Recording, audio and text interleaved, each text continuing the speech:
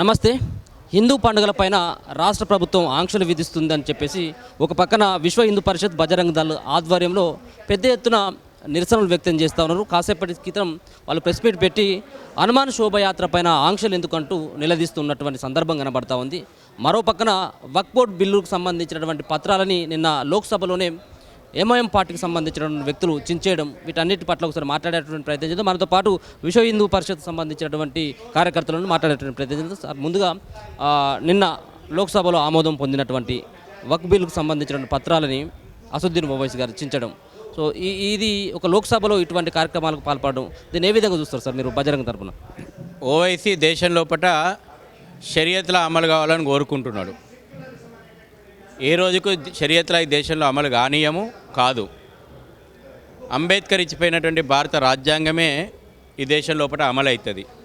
అది వక్ఫ్ బోర్డు కానీ ఇంకే రకమైనటువంటి వ్యవస్థలు కానీ భారత రాజ్యాంగానికి భారత న్యాయ వ్యవస్థకు జవాబుదారీగా ఉండాలా. ఓవైసీ ఆ జవాబుదారీ మేము ఉండమని అంటాడు. ఆ జల్లది ఈ దేశం లోపల నీ ఇష్టారాజ్యంగా రాత్రికి రాత్రి మేము ఈ దేశాన్ని దారుల్ ఇస్లాం చేసేటందుకు, గజ్వాయే హిందూ చేసేందుకు వక్ఫ్ బోర్డు అనేటువంటి ఒక చట్టాన్ని ముందర పెట్టుకొని ముందుకు పోతామంటే ఈ దేశం చెల్లదు, నడవదు. తీరినాయి గతంలో ఉన్నటువంటి అప్పీజ్మెంట్ రాజకీయాలకు, మీ ఒక్క ఓటు బ్యాంకు రాజకీయాలకు, మీకు గులాంగిరి చేసేటువంటి ప్రభుత్వాలు తీసుకొచ్చినటువంటి అక్రమ చట్టాలకు కాలం చెల్లింది. ఇవాళ ఈ దేశ ప్రయోజనాల కోసం చట్టాల మార్పు అవసరము.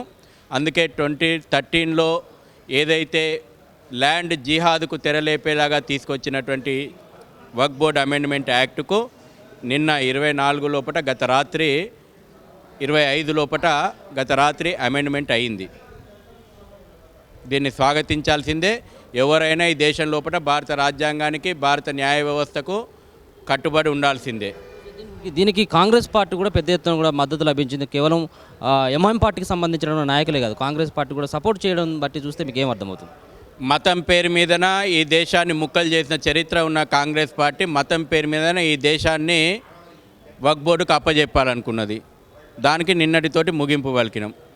మరో దేశ విభజనకు ఈ దేశ ప్రజలు సిద్ధంగా లేరు. మతం ఆధారంగా ఎవరిచ్చారు మీకు ఈ రైటు? వేల సంవత్సరాల యొక్క ఊర్లు మీకు ఎక్కడి నుంచి అయినాయి? ఎప్పుడు వచ్చింది ఈ దేశంకి ఇస్లాము? ఎప్పుడు పుట్టిండు రాముడు ఈ దేశం లోపట? ఎప్పుడు వచ్చింది ఈ దేశంలోకి ఇస్లాము? ఎప్పుడు పుట్టిండు కృష్ణుడు మధుర లోపట? ఎప్పుడు వచ్చింది ఈ దేశంలోకి ఇస్లాము?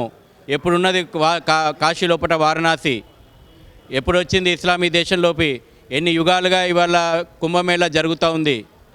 ఇవాళ రాత్రికి రాత్రి వచ్చేసి దేశం యొక్క ప్రాపర్టీసు, రైల్వేలు మావి, ఎయిర్పోర్ట్లు మావి, దేవాలయాలు మావి, ప్రైవేట్ ఆస్తులు మావి. ఈ దాదాగిరి చెల్లదు. ఈ గుండాగిరి భూమాఫియాకు చెల్లుబడ్డది. ఈ దేశం లోపల ఎవరమైనా భారత రాజ్యాంగానికి, భారతీయ చట్టాలకు లోబడాల్సిందే. నిన్న కొందరు మాట్లాడుతున్నారు మైనార్టీలు చట్టాలకు లోబడి ఉన్నారంటే హోంమంత్రి చాలా స్పష్టంగా చెప్పిండు, పార్లమెంటు చేసేటువంటి చట్టాలకు భారతీయ పౌరుడు ఎవరైనా లోబడి ఉండాల్సిందే. ఏ మతానికి సంబంధించినోడైనా మేము భారతీయ చట్టాలకు లోబడి ఉండమనంటే భారత ప్రభుత్వం ఏం చేయాలో గది చేస్తుంది. హిందూ పండుగలపైన కూడా కాంగ్రెస్ పార్టీ వివక్ష చూపుతుందన్నటువంటి వ్యాఖ్యలు కూడా చేయడం జరిగింది. సో ఎటువంటి వివక్ష మీరు ఇప్పటివరకు చూడడం జరిగింది? అంటే మేము హిందూ పండుగలను సైతం కూడా మేము అదే విధంగా రిసీవ్ చేసుకుంటూ ఉన్నాము. సో బతుకమ్మ పండుగకు సంబంధించినటువంటి దానిలో ప్రభుత్వం నిధులు ఖర్చు పెడుతుందని చెప్పేసి కాంగ్రెస్ పార్టీకి సంబంధించినటువంటి వాళ్ళ యొక్క వాదన. ముఖ్యంగా మీరు రంజాన్ పండుగకు సంబంధించినటువంటి దాంట్లో వాళ్ళకి మీరు ఇచ్చినటువంటి ఏవైతే ఇఫ్తార్ విందు ఉందో దాన్ని ఉద్దేశిస్తూ మీరు అనడం జరిగింది. సో వాళ్ళకు కాకుండా, ముస్లింలకు కాకుండా హిందూ పండుగలను సైతం కూడా అదే సమాన స్థాయిలో చూస్తూ ఉన్నాం అన్నటువంటి వ్యాఖ్యలు కాంగ్రెస్ పార్టీ వాళ్ళు చేస్తూ ఉన్నారు. దీనికే సమాధానం చెప్తారు సార్? నేను సూటిగా తెలంగాణ ప్రభుత్వాన్ని అడుగుతున్న, బోనాలకు కానీ బతుకమ్మకు కానీ ప్రజలు కట్టిన ట్యాక్సుల నుంచి రూపాయి ఇస్తున్నావా? నెల నెల నా ఉన్నీళ్ళు లెక్క పెట్టుకొని పోతున్నావు. నీ దగ్గర దేవాదాయ ధర్మాదాయ శాఖ అనేటువంటి ఉన్నది, నా దోచుకోపోతున్నావు. ఔరంగజేబులా దోచుకోపోయినట్టు ఇప్పుడు కూడా నువ్వు దోచుకొని పోతున్నావు నా దేవాలయాలను, సెక్యులర్ ప్రభుత్వాలు. మరి ముస్లింలకు వక్ఫ్ బోర్డు నుంచి డబ్బుల నుంచి ఇఫ్తార్ పార్టీలు ప్రజలు కట్టిన ట్యాక్సీల నుంచి ఇచ్చేయాల్సిన అవసరం ఏముంది? నెల రోజులు ఒకరికొకరు పోటీ పడి, ఒక డిపార్ట్మెంట్కి ఒక డిపార్ట్మెంట్ పోటీలు పడి, పోలీసులు డ్రెస్సులు కూడా వదిలేసి షేర్వానీలు వేసుకొని చెప్పి ఇఫ్తార్ పార్టీలు ఇచ్చారు కదా ప్రజలు కట్టిన ట్యాక్సీల నుంచి. మేము తప్పు పడతలేము. మరి ఎందుకు నెల రోజులు ఇఫ్తార్ పార్టీల మీద ఉన్న శ్రద్ధ ఒక్కరోజు ఉగాది మీద ఎందుకు లేదు మీకు? ఒకరోజు అటు ఇటుగానే వచ్చింది కదా పండుగ, ఎందుకు లేదని అడుగుతా ఉన్నా. ఇవాళ హిందూ పండుగల మీద ఈ ఆంక్షలు ఎందుకు? ఇవాళ నెల రోజుల పాటు మీరు ఈ సుప్రీంకోర్టు తీర్పు చెప్తున్నారు, ఎట్లా మసీదుల మీద లౌడ్ స్పీకర్లు ఉన్నాయి? నా పండుగకు వచ్చే వరకు నీకు ఎట్లా సుప్రీంకోర్టు తీర్పు అమలవుతుంది? మొదటగా దీపి మసీదుల మీద రోజుకి 5 సార్లు లౌడ్ స్పీకర్లు మోగుతున్నాయి. వాటిని దీపిచ్చి ఇవాళ మాకు చెప్పండి చట్టాలు. నిజాం కాలం నాడు తీసుకొచ్చినటువంటి పోలీస్ యాక్ట్ని తీసుకొచ్చి ఇప్పుడు మా మీద అమలు చేస్తామంటే చెల్లదు. ఓవైసీకి సంగీతం అంటే పడదు, ఎందుకంటే షరియత్లలో సంగీతం ఉండదు. మా పండుగలల్లో డోలు గానా బజానా మా సంగీతం ర్యాలీలు పాటలు ఉంటాయి మా హిందూ ధర్మం లోపట. ఇస్లాంలో ఉండకపోతే ఆయన కోరుకుంటే నువ్వు మా మీద అమలు చేస్తావా? అది అమలు చేయడం మా మీదనా? హిందూ పండుగల మీదనా? ఓవైసీ కోరుకుంటే మస్జిద్ల మీద లౌడ్ స్పీకర్లు తీసేపియండి. లౌడ్ స్పీకర్లు కూడా ఏమి ఇస్లాంలో ఉండాలని నేను చెప్పలా. మా ధర్మం చెప్తుంది సంగీతం ఉండాలి, నాట్యం ఉండాలి, నృత్యం ఉండాలి, శోభాయాత్ర అంటున్నాం మేము. అందుకే బరాబర్ తీస్తాం. హిందువులను రెచ్చగొట్టొద్దు, ప్రభుత్వాలు పోలీసులను రెచ్చగొట్టొద్దు అని చెప్తా ఉన్నాం. ఇప్పుడు హనుమాన్ శోభయాత్ర మీరు రెడీ అవుతున్నటువంటి తరుణంలో మీ పైన కొంతమంది వ్యక్తులు బెదిరించేటువంటి ప్రయత్నం చేస్తున్నారన్నటువంటి వ్యాఖ్యలు కూడా మీరు చేస్తారు. మిమ్మల్ని బెదిరించినటువంటి, మీ సంఘాలను బెదిరించినటువంటి వ్యక్తులు ఎవరై ఉంటారు? ఈ దేశంలో ఔరంగజేబ్ వారసులు ఉన్నారు, ఇంకా మేము మొఘలు వారసులమని అనుకుంటున్నారు, ఇంకా బాబర్ వారసులని అనుకుంటున్నారు. దేశం లోపల అనేక నగరాల్లో గొడవలు పెట్టేటువంటి ప్రయత్నం చేస్తున్నారు. ఈ దేశం లోపల ఔరంగీలు ఉన్నట్టే, ఔరంగజేబ్ వారసులు ఔరంగీలు ఉన్నట్టే ఈ దేశాన్ని ధర్మాన్ని కాపాడుకుంటేందుకు బజరంగీలు కూడా ఉన్నారనేటువంటి విషయం వాళ్ళు గుర్తుపెట్టుకోవాలి. పూర్తి స్థాయిలో పోలీసులు ఆ వర్గాలకే సహకరిస్తాను, ఆ మతాలకే సహకరిస్తానని చెప్పేసి మీరు భావిస్తూ ఉన్నారా? లా అండ్ ఆర్డర్ అంటే అందరికీ సమానంగా అయినటువంటి స్థితిలోనే ఉంటుంది, కేవలం ఆ సంబంధించినటువంటి మతానికే ఎట్లా సహకరిస్తుందని చెప్పేసి మీరు భావిస్తూ ఉన్నారు? దేవాలయాల మీద దాడులు జరిగినాయి తెలంగాణ లోపల, ఇప్పటివరకు ఒక్కరిని ఎందుకు అరెస్ట్ చేయలే?